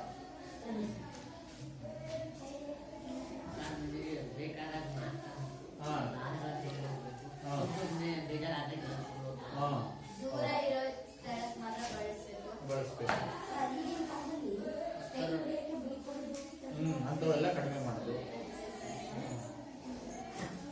ಆಮೇಲೆ ನಿಲ್ಲಿಸಿದಾಗ, ಟ್ರಾಫಿಕ್ ಸಿಗ್ನಲ್ ಬಂದಾಗ ಎಂಜಿನ್ ಆಫ್ ಮಾಡಬೇಕು ಅಲ್ವಾ, ಎಷ್ಟೋ ಇಂಧನ ಉಳಿತಾಯ ಆಗುತ್ತೆ. ಆಮೇಲೆ ಟೈರ್ಗಳಲ್ಲಿ, ಟ್ಯೂಬ್ಗಳಲ್ಲಿ ಗಾಳಿಯ ಒತ್ತಡ ಸರಿಯಾಗಿದೆ ನೋಡ್ಕೋಬೇಕು, ಅದೇ ಇಂಪಾರ್ಟೆಂಟ್ ಅಲ್ವಾ. ಗಾಳಿಯ ಒತ್ತಡ ಕಡಿಮೆ ಇದ್ರೆ ಅದು ಫಾಸ್ಟ್ ಆಗಿ ಹೋಗಕ್ ಬರಲ್ಲ, ನಿಧಾನ ಹೋಗುತ್ತೆ, ಆದ್ರೆ ಇಂಧನ ಜಾಸ್ತಿ ಖರ್ಚಾಗುತ್ತೆ. ಗಾಳಿ ಇಲ್ಲದೆ ಇದ್ದಾಗ ಟ್ಯೂಬಲ್ಲಿ ಅವಾಗಲೂ ಕೂಡ ಇಂಧನ ಜಾಸ್ತಿ ಖರ್ಚಾಗುತ್ತೆ. ಆಮೇಲೆ ಇಂಜಿನ್ ಹಳೆಯದೇ ಇರುತ್ತೆ, ಅದನ್ನೇ ಬಳಸ್ತಾ ಇರೋದು, ಮೇಂಟೈನ್ ಮಾಡೋದಿಲ್ಲ, ಅವಾಗಲೂ ಕೂಡ ಇಂಧನ ಜಾಸ್ತಿ ಖರ್ಚಾಗುತ್ತೆ. ಈಗೊಂದು ಕಾನೂನು ಬಂದಿದೆ, ಹಳೆಯ ಸುಮಾರು 15 ವರ್ಷ ಬಳಸಿದ ವಾಹನಗಳನ್ನ ಬಳಸುವಾಗಿಲ್ಲ ಅಂತ ಕಾನೂನು ಬರ್ತಾ ಇದೆ. ಯಾಕಪ್ಪ ಆ ರೀತಿ ಕಾನೂನು ತಂದ್ರು ಅಂದ್ರೆ, ಅದರಿಂದ ವಾಯು ಮಾಲಿನ್ಯ ಜಾಸ್ತಿ ಆಗುತ್ತೆ, ಇಂಧನ ಜಾಸ್ತಿ ಕುಡಿಯುತ್ತೆ, ಹಾಗಾಗಿ ಆ ಕಾನೂನು ತರ್ತಾ ಇದ್ದಾರೆ ಅಲ್ವಾ. ಈ ಹಲವಾರು ಕ್ರಮಗಳನ್ನ ಬಳಸೋದ್ರಿಂದ ನಾವು ಪಳೆಯುಳಿಕೆ ಇಂಧನಗಳನ್ನ ಏನ್ ಮಾಡ್ಬೋದು, ಉಳಿಸ್ಬೋದು. ಇದು 100 ವರ್ಷ ಬರೋದು 150 ವರ್ಷನೋ 200 ವರ್ಷನೋ ಈ ರೀತಿ ಬರಂಗ್ ಮಾಡಬೇಕು. ಆಮೇಲೆ ಇದಕ್ಕೆ ಪರ್ಯಾಯವಾಗಿ ಬೇರೆ ಇಂಧನಗಳಿಂದ ಓಡಿಸುವಂತದ್ದು ಯಾವುದು? ಸೌರಶಕ್ತಿಯಿಂದ ಓಡಿಸುವಂತದ್ದು, ಸೋಲಾರ್. ಈಗೆಲ್ಲ ಎಲೆಕ್ಟ್ರಿಕ್ ಸ್ಕೂಟರ್ ಎಲ್ಲ ಬಂದಿದೇವಲ್ಲ, ಬ್ಯಾಟ್ರಿ ಸ್ಕೂಟರ್, ಬ್ಯಾಟ್ರಿ ಅಂತವನ್ನ ಪರ್ಯಾಯವಾಗಿ ಕಂಡು ಹಿಡಿದು ಬಳಸುವಂತದ್ದು. ಈಗ ಸ್ಕೂಟರ್ ಬಂದಿದೆ, ನೆಕ್ಸ್ಟ್ ಕಾರ್ಗಳೆಲ್ಲ ಬರ್ತವೆ, ಒಂದ್ಸರಿ ಚಾರ್ಜ್ ಮಾಡಿ ಅದನ್ನ ಓಡಿಸುವಂತದ್ದು ಬ್ಯಾಟ್ರಿ. ಪೆಟ್ರೋಲ್ ಡೀಸೆಲ್ ಬಳಸೋದಿಲ್ಲ, ಇನ್ನು ಮೂರಲ್ಲೂ ಕೂಡ ಓಡಿಸ್ತಿದ್ದಾರೆ ಕೆಲವರು ಅಲ್ವಾ. ಅದು ಈ ಪಳೆಯುಳಿಕೆ ಇಂಧನವನ್ನ ಕಡಿಮೆ ಮಾಡುತ್ತೆ, ಬಳಸೋಕೆ ಬರಲ್ಲ, ಚಾರ್ಜ್ ಮಾಡ್ಕೊಂಡು ಓಡಿಸೋದು ಅಂತವನ್ನೆಲ್ಲ ಬಳಸುವಂತದ್ದು. ಕರೆಂಟಲ್ಲೇ ಚಾರ್ಜ್ ಮಾಡಬೇಕು, ಕರೆಂಟಲ್ಲೇ ಚಾರ್ಜ್ ಮಾಡಬೇಕು. ಅದನ್ನ ಅರ್ಥ ಆಯ್ತಾ? ಇಲ್ಲಿವರೆಗೆ ನಾವು ಏನು ತಿಳ್ಕೊಂಡ್ವಿ? ಕಲ್ಲಿದ್ದಲು, ಆಮೇಲೆ ಪೆಟ್ರೋಲಿಯಂ ಮತ್ತೆ ನೈಸರ್ಗಿಕ, ಈ 3 ಪಳೆಯುಳಿಕೆ ಇಂಧನಗಳು ಇವು ಸಿಗೋದು ಕಡಿಮೆ ಭೂಮಿಯಲ್ಲಿ, ಖಾಲಿಯಾಗುವಂತ ಸಂಪನ್ಮೂಲಗಳಿವೆ. ಹಾಗಾಗಿ ನಾವೇನ್ ಮಾಡ್ಬೇಕು, ಮಿತವಾಗಿ ಬಳಸಬೇಕು ಅನ್ನೋದು ನಾವು ಇವತ್ತು ತಿಳ್ಕೊಂಡ್ವಲ್ಲ. ನಾವು ಇಲ್ಲಿವರೆಗೂ ಈ ಕಲ್ಲಿದ್ದಲು, ಪೆಟ್ರೋಲಿಯಂ ಮತ್ತೆ ನೈಸರ್ಗಿಕ ಅನಿಲ ಅಂದ್ರೆ ಏನು, ಅವು ಹೇಗೆ ಭೂಮಿಯಲ್ಲಿ ದೊರೀತವೆ, ಅವುಗಳ ಉಪಯೋಗಗಳೇನು ಅಲ್ವಾ, ಅವುಗಳನ್ನು ಹೇಗೆ ಬಳಸಬೇಕು ಅನ್ನೋದು ನಾವು ತಿಳ್ಕೊಂಡ್ವಿ. ಈಗ ನಾವು ಅದೇ ಪಳೆಯುಳಿಕೆ ಇಂಧನದ ಉಳಿತಾಯ ಕ್ರಮಗಳು ಇವೆಲ್ಲ ಅನುಸರಿಸಬೇಕು. ಅದು ಇನ್ನೊಂದು ಹೇಳಿದೆ, ನಾವು ವಾಹನಗಳನ್ನು ಹೊಂದಿದ್ದರೆ ನಾವು ಯಾವ ಕ್ರಮಗಳನ್ನು ತಗೊಳ್ಬೇಕು ಅನ್ನೋದು ಕೂಡ ನಿಮಗೆ ಹೇಳಿದೆ ಅಲ್ವಾ. ಯಾವ ಕ್ರಮಗಳನ್ನು ತಗೊಳ್ಬೇಕು ಅಂತ ಕೂಡ ನಾವು ನಿಮಗೆ ಹೇಳಿದೆ. ಈಗ ಇವತ್ತು ನೈಸರ್ಗಿಕ ಅನಿಲ ಅಂದ್ರೆ ಏನು, ಆಮೇಲೆ CNG ಅಂದ್ರೆ ಏನು, CNG ಯ ಉಪಯೋಗಗಳೇನು, ಆಮೇಲೆ CNG ನಮ್ಮ ಭಾರತದಲ್ಲಿ ಯಾವ ಯಾವ ಊರುಗಳಲ್ಲಿ ಉಪಯೋಗಿಸ್ತಾ ಇದ್ದಾರೆ ಈಗ, ಅದೇ ರೀತಿ ನೈಸರ್ಗಿಕ ಅನಿಲ ನಮ್ಮ ದೇಶದಲ್ಲಿ ಯಾವ ಯಾವ ರಾಜ್ಯಗಳಲ್ಲಿ ದೊರೆಯುತ್ತೆ, ಆಮೇಲೆ ಈ ಪಳೆಯುಳಿಕೆ ಇಂಧನಗಳನ್ನ ನಾವು ಪ್ರಯೋಗಾಲಯದಲ್ಲಿ ತಯಾರಿಸೋದಕ್ಕೆ ಬರುತ್ತಾ ಅದನ್ನು ಕೂಡ ತಿಳ್ಕೊಂಡ್ವಿ. ಆಮೇಲೆ ಈ ಪಳೆಯುಳಿಕೆ ಇಂಧನಗಳನ್ನ ನಾವು ಯಾಕೆ ಮಿತವಾಗಿ ಬಳಸಬೇಕು, ಆ ಮಿತವಾಗಿ ಬಳಸಲು ನಾವು ಯಾವ ಕ್ರಮಗಳನ್ನ ತಗೊಳ್ಬೇಕು ಅನ್ನೋದು ಕೂಡ ನಾವು ತಿಳ್ಕೊಂಡ್ವಿ ಅಲ್ವಾ. ಇವತ್ತು ನಿಮಗೆ ಕೆಲವು ಪ್ರಶ್ನೆಗಳನ್ನ ಈ ಒಂದು ಪಾಠದ ಬಗ್ಗೆ ನಾನು ಕೇಳ್ತಾ ಹೋಗ್ತೀನಿ. ಕಪ್ಪು ಚಿನ್ನ ಎಂದು ಯಾವುದಕ್ಕೆ ಕರೆಯುತ್ತಾರೆ? ಪೆಟ್ರೋಲಿಯಂಗೆ ಕಪ್ಪು ಚಿನ್ನ ಅಂತ ಕರೀತಾರೆ ಅಲ್ವಾ. ಅದೇ ರೀತಿ ಪೆಟ್ರೋ ರಾಸಾಯನಿಕಗಳು ಎಂದರೇನು? ಪೆಟ್ರೋ ರಾಸಾಯನಿಕಗಳು ಅಂದ್ರೆ ಏನು? ಪೆಟ್ರೋಲಿಯಂ ಮತ್ತು ನೈಸರ್ಗಿಕ ಅನಿಲದಿಂದ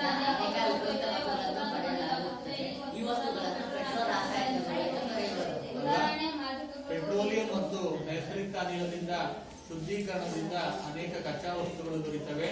ಇವುಗಳನ್ನ ಏನಂತ ಕರಿತೀವಿ ನಾವು? ಪೆಟ್ರೋ ರಾಸಾಯನಿಕಗಳು ಅಂತ ಹೇಳ್ಬಿಟ್ಟು ಕರಿತೀವಿ, ಗೊತ್ತಾನೆ. ಅದೇ ರೀತಿ ಈ ಯೂರಿಯಾವನ್ನ ಯಾವುದರಿಂದ ತಯಾರಿಸ್ತಾರೆ? ಯೂರಿಯಾವನ್ನ ಯಾವ್ದರಿಂದ ತಯಾರಿಸ್ತಾರೆ? ಅಲ್ಲ, ನೈಸರ್ಗಿಕ ಅನಿಲದಿಂದ ಅಲ್ವಾ. ನೈಸರ್ಗಿಕ ಅನಿಲದಿಂದ ತಯಾರಿಸುವಂತದ್ದು ಯೂರಿಯಾವನ್ನ. CNG ಯ ವಿಸ್ತೃತ ರೂಪವೇನು? ಕನ್ನಡದಲ್ಲಿ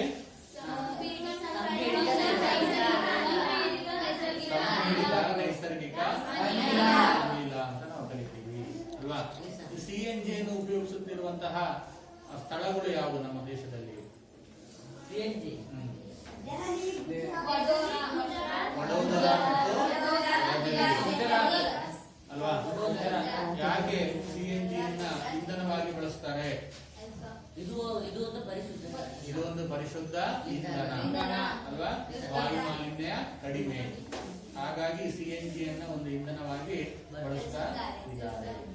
ಈ ಪಳೆಯುಳಿಕೆ ಇಂಧನಗಳು ಇನ್ನು ಎಷ್ಟು ವರ್ಷ ನಮ್ಮ ಭೂಮಿಯಲ್ಲಿ ದೊರೆಯಬಹುದು? 100 ವರ್ಷಗಳವರೆಗೆ ಮಾತ್ರ ದೊರೆಯಬಹುದು, ನಂತರ ಅದು ಖಾಲಿ ಆಗಬಹುದು ಅಲ್ವಾ. ಹಾಗಾಗಿ ನಾವು ಅದನ್ನು ಮಿತವಾಗಿ ಬಳಸಬೇಕು. ಈ ಪಳೆಯುಳಿಕೆ ಇಂಧನಗಳನ್ನ ನಾವು ಉಳಿಸೋಕೋಸ್ಕರ ಯಾವ ಕ್ರಮಗಳನ್ನ ಇಂಧನಗಳನ್ನು ಮಿತವಾಗಿ ಬಳಸುವುದು, ಅವಶ್ಯಕತೆ ಇದ್ದಾಗ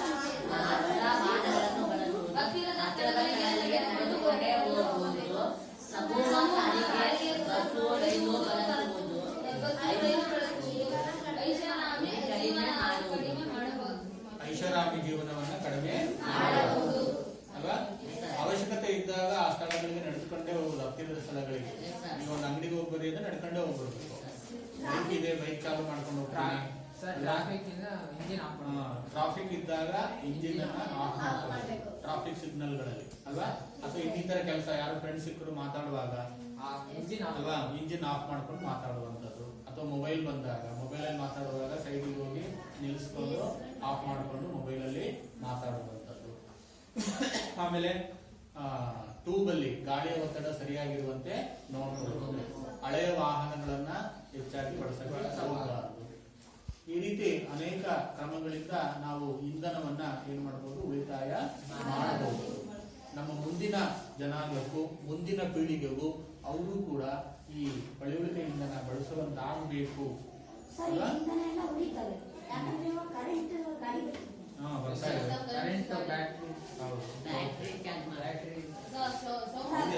ಎಲ್ಲರೂ ಅಲ್ವಾ ಬಹುತೇಕ 50ರಿಂದ 60% ಅದನ್ನ ಬಳಸಂಗಾಗ್ಬೇಕು. ಯಾವುದು? ಬದಲಿ ಇಂಧನಗಳನ್ನ. ಬದಲಿ ಇಂಧನಗಳು ಅಂತ ನಾವೇನ್ ಕರಿತೀವಲ್ವಾ, ಆ ಇಂಧನಗಳನ್ನ ಬಹುತೇಕ ಬಳಸಂಗಾಗ್ಬೇಕು. ಅವಾಗ ಪಳೆಯುಳಿಕೆ ಇಂಧನಗಳ ಉಳಿತಾಯ ಆಗ್ತಾ ಹೋಗುತ್ತೆ. ಅರ್ಥ ಆಯ್ತಾ?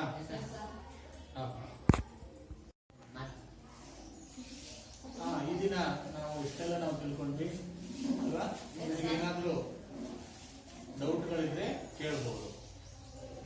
ಜಾಗದ ಬಗ್ಗೆ ಡೌಟ್ಗಳಿದ್ರೆ ಕೇಳಬಹುದು. ಪೆಟ್ರೋಲಿಯಂ ಶುದ್ಧೀಕರಣ ಮಾಡುವಂತ ಘಟಕಗಳು ನಮ್ಮ ರಾಜ್ಯದಲ್ಲಿ ಎಲ್ಲಿದೆ? ಮಂಗಳೂರಲ್ಲಿದೆ ಅಲ್ವಾ? ಮಂಗಳೂರಲ್ಲಿ ಪೆಟ್ರೋಲಿಯಂ ಶುದ್ಧೀಕರಣ ಮಾಡುವಂತ ಘಟಕ ಇದೆ. ಅಲ್ಲಿಂದ ತರ್ತಾರೆ ಪೆಟ್ರೋಲಿಯಂ ಅನ್ನ, ಅಡಗಿಂದ ತರ್ತಾರೆ. ಅದಕ್ಕೆ ಕರಾವಳಿ ಎಲ್ಲಿ ಸಮುದ್ರ ಇರುತ್ತೋ ಅಲ್ಲೇ ಸ್ಥಾಪನೆ ಮಾಡೋದು ಸುಲಭ ಅಲ್ವಾ? ಹಡಗಲ್ ತರ್ತಾರೆ, ಅಲ್ಲಿ ಲೋಡ್ ಅನ್ನು ಅನ್ಲೋಡ್ ಮಾಡ್ಕೊಂತಾರೆ, ಅವತ್ತಾನೆ ಅಲ್ಲೇ ಇದಾಗುತ್ತೆ. ಇಲ್ಲಾಂದ್ರೆ ಬೇರೆ ಕಡೆ ಸ್ಥಾಪಿಸಿದ್ರೆ ಏನ್ ತೊಂದರೆ ಆಗುತ್ತೆ? ಮತ್ತೆ ಅಲ್ಲಿಂದ ಮತ್ತೆ ವೆಚ್ಚ ಆಗುತ್ತೆ ಅಲ್ವಾ? ಮತ್ತೆ ವಾಹನಗಳಿಂದ ತರಬೇಕಾಗುತ್ತೆ. ಮತ್ತೆ ಈಗ ಮಂಗಳೂರು ಬಿಟ್ಟು ಈ ಕಡೆ ಚಿಕ್ಕಮಂಗ್ಳೂರಲ್ಲಿ ಮಾಡಿದ್ರೆ ಅಲ್ವಾ ಏನ್ ತೊಂದರೆ ಆಗುತ್ತಪ್ಪ ಅಂದ್ರೆ ಮತ್ತೆ ಲಾರಿಗಳಲ್ಲಿ ಟ್ರಕ್ಗಳಲ್ಲಿ ತರಬೇಕು. ಮತ್ತೆ ಅವಾಗ ಇನ್ನೂ ಖರ್ಚು ಜಾಸ್ತಿ ಆಗುತ್ತೆ. ಅವಾಗ ಇನ್ನೂ ಪೆಟ್ರೋಲ್ ಡೀಸೆಲ್ ರೇಟ್ ಇನ್ನೂ ಜಾಸ್ತಿ ಆಗುತ್ತೆ ಅಲ್ವಾ?